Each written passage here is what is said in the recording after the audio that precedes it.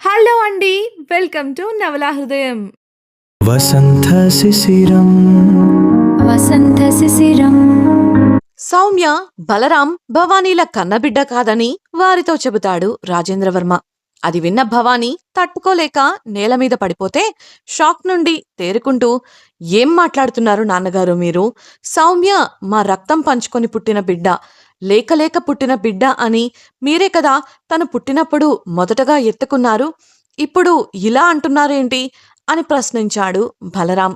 ఇన్నాళ్ళు కన్న కూతురని ప్రేమను పంచి పెంచుకున్న బిడ్డ ఇవాళ తమ బిడ్డ కాదు అంటే ఎవరికైనా బాధే కదా మరి. అందుకు రాజేంద్రవర్మ, ఇదంతా చేసింది నేలే బలరాం, అసలేం జరిగిందంటే అంటూ గతంలోకి ప్రయాణించారు వారంతా. తమ విదేశీ కంపెనీ బ్రాంచ్లో ఏదో సమస్య రావడంతో అర్జెంటుగా అక్కడికి వెళ్లాల్సిన పరిస్థితి వచ్చింది బలరాంకు. అలా చేయడం భార్యాభర్తలిద్దరికీ ఇష్టం లేకపోయినప్పటికీ కంపెనీ కూడా ముఖ్యం కావడంతో నిండు చూలాలైన భవానీని వదిలి విదేశానికి వెళ్ళక తప్పలేదు బలరాంకు. అలా బలరాం వెళ్లిన 2 రోజులకు ఓ రోజు అర్ధరాత్రి భవానీకి నొప్పులు మొదలవగా కేర్టేకర్ను అప్పగించి భవానీని ముందు కారులో ఆస్పత్రికి పంపించాడు రాజేంద్రవర్మ. వారి వెనుకే మరో కారులో బయలుదేరాడు. ఏదో రాజకీయ నాయకుల మీటింగ్ జరుగుతూ ట్రాఫిక్ జామ్ అవగా పోలీసుల సహాయంతో భవానీ ఉన్న కారు మాత్రం ట్రాఫిక్ను దాటుకొని ముందుకు వెళ్ళిపోయింది. వెనకున్న రాజేంద్రవర్మ ఆమె వెంట వెళ్ళలేకపోయాడు. ఎలా అయినా సమయానికి ఆస్పత్రిని చేరుకోవాలి అనుకుంటూ అడ్డదారిలో వెళ్లడానికి బస్తీ వైపుకు కారు తిప్పాడు. సందులు గొంతులలో కారు మలుపులు తిప్పుకుంటూ వెళుతున్న రాజేంద్రవర్మ కారుకు ఎవరో ఒక వ్యక్తి అకస్మాత్తుగా అడ్డు వచ్చారు. దాంతో గబుక్కున బ్రేక్ వేశాడు. ఒక మహిళ ఎవరినో చూసి భయపడుతూ పారిపోవాలని ప్రయత్నిస్తూ తమ కారు దగ్గరకు వచ్చింది. కారులో ఉన్న రాజేంద్రవర్మను చూసి అతడి దగ్గరకు వచ్చి 2 చేతులు జోడించి, దయచేసి నాకు సాయం చేయండి, నా బిడ్డను కాపాడండి, కడుపుపై చెయ్యి పెట్టుకుని ప్రాధేయపడింది. అప్పటికి గాని ఆమె కడుపుతో ఉంది అన్న విషయాన్ని గ్రహించలేదు రాజేంద్రవర్మ. అతడు కారు దిగేలోపు ఒక వ్యక్తి, అదేనండి సౌమ్య తండ్రి, అక్కడికి చేరుకుని ఆమె గర్భవతి అని కూడా చూడకుండా జుట్టు పట్టుకుని ఈడ్చికెళ్లాలని ప్రయత్నించాడు. అది చూసిన వర్మ హృదయం తట్టుకోలేకపోయింది. అతన్ని ఆపుతూ మాటలతో నచ్చచెప్పాలని చూశాడు. కాని తాగిన మత్తులో ఉన్న ఆ వ్యక్తి మూర్ఖంగా ప్రవర్తిస్తూ వర్మను ప్రక్కకు తోసేశాడు. ఇక మాటలతో పని కాదని అర్థం చేసుకున్న వర్మ తన కారు నుండి గన్ను తీసి ఆ వ్యక్తికి గురిపెట్టాడు. దాంతో ఆ వ్యక్తి భయపడి ఆ మహిళను వదిలేసి అక్కడ్నుంచి పారిపోయాడు. వర్మకు కృతజ్ఞతాభావంతో నమస్కరించిన ఆ మహిళ లేచి నిలబడుతూ 2 అడుగులు వేసిందో లేదో ఆమెకు నొప్పులు మొదలయ్యాయి. స్థానికుల సాయంతో ఆమెను కారులోకి ఎక్కించిన వర్మ ఆమెను ఆస్పత్రిలో చేర్చి ఆమె చికిత్సకు కావాల్సినవన్నీ తాను చూసుకుంటానని చెప్పి అదే ఆస్పత్రిలో ఉన్న భవానీ దగ్గరకు వెళ్లాడు. కొంతసేపటికి డెలివరీ రూమ్ నుండి లేడీ డాక్టర్ బయటకు వచ్చి దిగాలుగా, ఐఎమ్ సారీ వర్మగారు, ఇద్దరినీ కాపాడాలని చాలా ప్రయత్నించాం, కానీ తల్లిని మాత్రమే కాపాడగలిగాం. భవానీ గారిది హై రిస్క్ ప్రెగ్నెన్సీ అవడం వల్ల ఇలా జరిగింది. మరొక విషయం ఏంటంటే అంటూ చెప్పడానికి సంశయించింది. అప్పటికే బిడ్డ చనిపోయిందని తెలిసి బాధలో కూరుకుపోయిన రాజేంద్రవర్మ మనసు రాయి చేసుకోవడానికి ప్రయత్నిస్తూ చెప్పండి అని అడగడంతో, భవానీ గారు భవిష్యత్తులో పిల్లల్ని కనలేరు, ఇలా చెబుతున్నందుకు నన్ను క్షమించండి అంటూ మరో బాంబు పేల్చి అక్కడ్నుంచి వెళ్ళిపోయింది డాక్టర్. ఆ మాటతో రాజేంద్రవర్మకు కాళ్ల క్రింద భూమి కంపించినట్లయింది. తనకు పుట్టిన ఒకే ఒక్క బిడ్డ బలరాం. అతడు పుట్టిన కొద్ది రోజులకే అతడి తల్లి అనారోగ్యంతో మరణించింది. ఇప్పుడు తన బిడ్డకు పుట్టిన ఒకే ఒక్క బిడ్డ కూడా చనిపోయిందని తెలియడం, అందులోనూ ఇకపై బిడ్డలు పుట్టరు అని చెప్పడం అతన్ని కొండంత శోకంలో ముంచేసింది. ఇంకాస్త జాగ్రత్త పడి ఉంటే ఇంకా బావుండేదని, ఇదంతా తన అసమర్థత వల్లనే అని తనను తానే నిందించుకున్నాడు. ఇప్పుడు కాని కొడుకు వచ్చి అడిగితే ఏం చెప్పాలి? కొండంత ఆశతో ఈ 10 నెలలు జాగ్రత్తగా ఎదురుచూసిన భవానీ తన బిడ్డ లేదు అని తెలిస్తే ఏమైపోతుంది? వారిని తలచి అతడికి మరింత బాధ కలిగింది. మరోవైపు అతడు తీసుకొచ్చిన ఆడమనిషికి సుఖప్రసవం జరిగి ఆడపిల్ల జన్మించింది. తల్లికి స్పృహ వచ్చాక బిడ్డను అందించిన నర్సుని, నన్ను తీసుకువచ్చిన వ్యక్తి ఎవరు, ఆయన ఇక్కడున్నారా అని ప్రశ్నించింది ఆమె. అందుకు నర్సు, ఉన్నారు, కానీ మీరిప్పుడు ఆయన్ను కలవకపోవడమే మంచిది దిగాలుగా చెప్పడంతో, ఏ ఎందుకు కంగారుగా ఆరా తీసింది ఆవిడ. ఆయన కోడలికి ప్రసవం జరిగి బిడ్డ కడుపులోనే మరణించింది. లేక కలిగిన గర్భం ఇలా జరిగింది. పైగా ఆవిడ భవిష్యత్తులో పిల్లల్ని కనలేదని డాక్టర్ గారు చెప్పారు.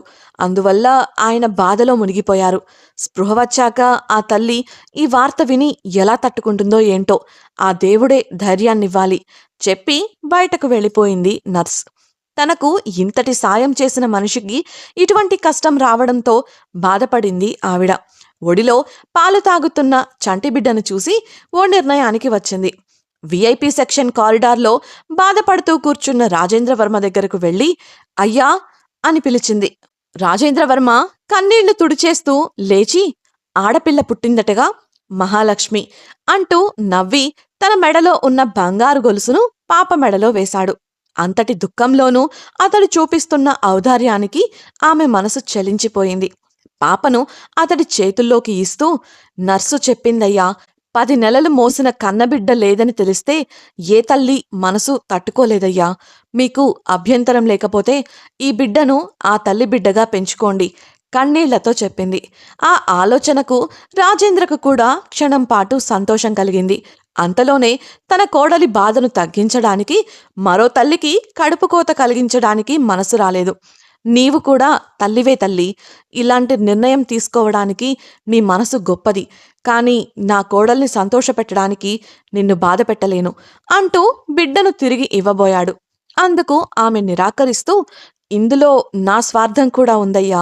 ఇందాక నన్ను కొట్టింది నా భర్త, కడుపులో ఉంది ఆడబిడ్డ అన్న అనుమానం వచ్చి నిండు చూలాలు అని కూడా చూడకుండా కడుపు తీయించాలని చూశాడు. కాదని పారిపోయినందుకు ఇందాక అలా చేశాడు. ఇప్పుడు ఈ బిడ్డను తీసుకొని ఇంటికి వెళ్ళినా ప్రతిక్షణం తనకు ప్రాణగండమే. ప్రేమ ఆప్యాయతల మధ్య అల్లారుముద్దుగా పెరగాల్సిన బిడ్డ వేధింపుల మధ్య పెరుగుతుంది. దానికన్నా మీ దగ్గరుంటేనే తను బాగుంటుంది. ఎక్కడున్నా తను సంతోషంగా ఉంటే నాకు అంతే చాలు. నా తలరాత ఎలాగో మారదు. కనీసం తనైనా ఏ లోటు లేకుండా మంచి మనుషుల మధ్య పెరిగితే చాలు. ఇలా కోరుకోవడం నా స్వార్థం కూడా. ఇక ఇది మీ బిడ్డ, ఇంకెప్పుడు నేను మీకు కనిపించను, వెళుతున్నా అంటూ చివరిసారిగా పాపను ముద్దాడి పేగుబంధం మనసును లాగుతున్నా బలవంతంగా వెనుదిరిగి వెళ్ళిపోయింది. ఆమె ఔదార్యానికి మెచ్చి ఆ తల్లికి మనసారా కృతజ్ఞతలు చెప్పుకొని నమస్కరించుకున్నాడు రాజేంద్రవర్మ. డాక్టర్తో మాట్లాడి ఆ బిడ్డను భవానీ బిడ్డగా రిపోర్ట్స్ రాయించి సౌమ్యవర్మ అన్న నామంతో తమ కుటుంబంలోకి ఆహ్వానించాడు. అలా ప్రస్తుతంలో జరిగింది చెప్పడం పూర్తి చేశాడు రాజేంద్రవర్మ. కన్నబిడ్డ చనిపోయిందన్న బాధ మీకు కలగకూడదన్న స్వార్థంతో ఆ రోజు ఆ తల్లి బిడ్డను భవానీ ఒడిలో చేర్చాను. కానీ ఆ బిడ్డ ఈ రోజున ఇంతటి దుర్మార్గురాలుగా ఎదుగుతుందని ఊహించలేదు అన్న వర్మ మాటకు, మామయ్య కోపంగా అరిచింది భవానీ.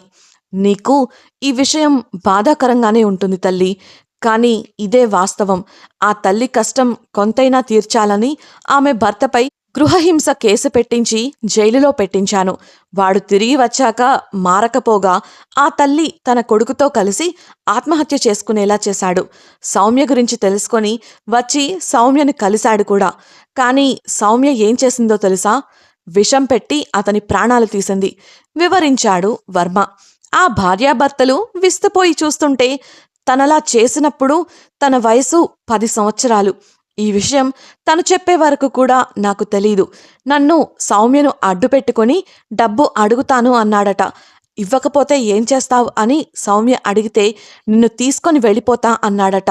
ఈ ఆస్తికి యువరాణిలా ఉన్న నన్ను ఈ ఆస్తికే దూరం చేస్తా అన్నాడు. అందుకే చంపాను అని పిచ్చి పట్టిన దానిలా ప్రవర్తించింది. కాదు, తనకు ఉంది పిచ్చే. మీరు నమ్మినా నమ్మకపోయినా ఇదే వాస్తవం. తనకి తన కన్నెతల్లి బుద్ధులు సంక్రమించుంటే బావుండేదేమో. కానీ తండ్రి మనస్తత్వంతో మానసిక సమస్యలు ఏర్పడి వాటిని మన దగ్గర దాచేసింది. ముందుగా తెలిసినా ట్రీట్మెంట్ ఇప్పించుకుని బాగు చేసుకునేవాళ్లం. తను దాస్తూ ఆ మానసిక సమస్యల వల్ల తనలో కలుగుతున్న విపరీత ధోరణిని నిషా, శిశిర లాంటి అమాయకుల మీద తీర్చుకుంది. వర్మ ఇంటి పేరును అడ్డుపెట్టుకొని తప్పించుకుంటూ వచ్చింది. సాక్ష్యాలు చూస్తే కూడా మీరు నమ్మకపోవచ్చు, కానీ ఖచ్చితంగా వసంత్ తనను తీసుకువచ్చినప్పుడు మీ కళ్ళతో ఆమెలో ఉన్న తేడాని మీరే చూస్తారు. ఇంత అకస్మాత్తుగా వీటన్నింటినీ జీర్ణించుకోవడం మీకు కష్టమే, కానీ తప్పదు. మీ దగ్గర మీ బిడ్డకు సంబంధించిన నిజం దాచినందుకు నన్ను క్షమించండి, బాధగా చెబుతూ చేతులెత్తి నమస్కరించాడు. భవానీ తనలో తనే కుమిలిపోగా బలరాం తండ్రి చర్యలను వారించి, మీరు ముందు విశ్రాంతి తీసుకోండి నాన్న అని చెప్పి భార్యను తీసుకొని బయటకు నడిచాడు. రాజేంద్రవర్మ చేసిన పని వెనుక ఉద్దేశం తమ మంచే కావడంతో ఆ ఇద్దరూ అర్థం చేసుకొని ఇక రాజేంద్రవర్మను నిందించలేదు. కాని ఇన్నాళ్లుగా తమ ప్రేమకు ప్రతిరూపం అనుకున్న తమ సౌమ్య తమ బిడ్డ కాదనడం, అందులోనూ తను వారితో ప్రేమను నటించింది అని తెలియడం మరింత బాధను కలిగించగా, ఇవన్నీ జీర్ణించుకొని వాటి నుంచి బయటపడటానికి వారికి తప్పకుండా సమయం పడుతోంది. సౌమ్య కోసం సిటీ మొత్తం గాలిస్తున్నారు వసంత్ మరియు వర్మ మనుషులు. ఆమె కార్ మరియు ఫోన్లను వదిలేసి వెళ్లడం వల్ల ఆమెను ట్రాక్ చేయలేకపోతున్నారు. సమయం దాదాపు తెల్లవారుతోంది. ఎట్టి పరిస్థితుల్లోనూ ఆమెను త్వరగా పట్టుకోవాలి, కానీ ఎలా అని తలలు పట్టుకుంటున్నారు. వసంత్ ఆస్పత్రిలో ఉన్న కిషోర్కు ఫోన్ చేయగా సౌమ్య గుర్తింపు గురించి, కిషోర్ పేల్చిన బాంబ్ షాక్ నుండి బయటకొచ్చింది ఉమ. శిశిర కండిషన్ అడిగి తెలుసుకున్న వసంత్ సౌమ్య ఇంకా దొరకలేదని, ఆస్పత్రికి వచ్చి శిశిరపై దాడి చేసే అవకాశాలు ఉన్నాయి కాబట్టి చాలా జాగ్రత్తగా వ్యవహరించమని హెచ్చరించి కాల్ కట్ చేశాడు. ఫోన్ స్పీకర్లో ఉండటం వల్ల ఉమ కూడా అది విని, నిజమే, పెంచి పోషించిన వర్మగారిని చంపాలని చూసింది కాబట్టి మనం శిశిరను ఎలా అయినా రక్షించుకోవాలి అని అంది. అప్పుడే ఏదో అలికిడి వినపడి అప్రమత్తమై వారు వెనక్కి చూసి షాక్ అయ్యారు. శిశిరకు మెలకువ వచ్చి మంచం మీద నుండి లేవడానికి ప్రయత్నిస్తోంది. ఉమా, కిషోర్లు సాయానికి వెళితే సౌమ్య నిజంగానే రాజేంద్రవర్మ గారిపై దాడి చేసిందా, అసలు ఏమైంది అని ప్రశ్నించింది శిశిర. దాంతో జరిగిందంతా వివరించిన కిషోర్, ప్రస్తుతం సౌమ్య పారిపోయింది, కానీ త్వరలోనే దొరుకుతుంది అన్నాడు పళ్ళు కొరుకుతూ.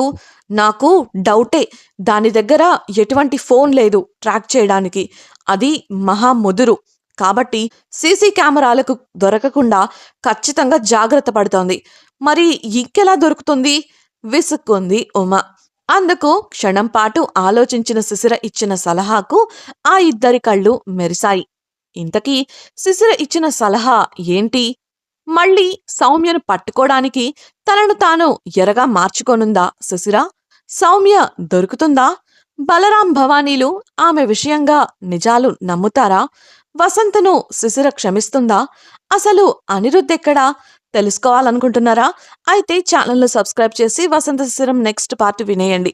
అలాగే మీకు ఈ వీడియో నచ్చినట్లయితే లైక్ చేసి మీ సన్నిహితులకు షేర్ చేయండి. మీ అభిప్రాయాలను మాతో పంచుకోవడం కోసం కామెంట్ సెక్షన్లో తెలియజేయగలరు. ఇట్లు మీ నవలా హృదయం team. Thank you for listening.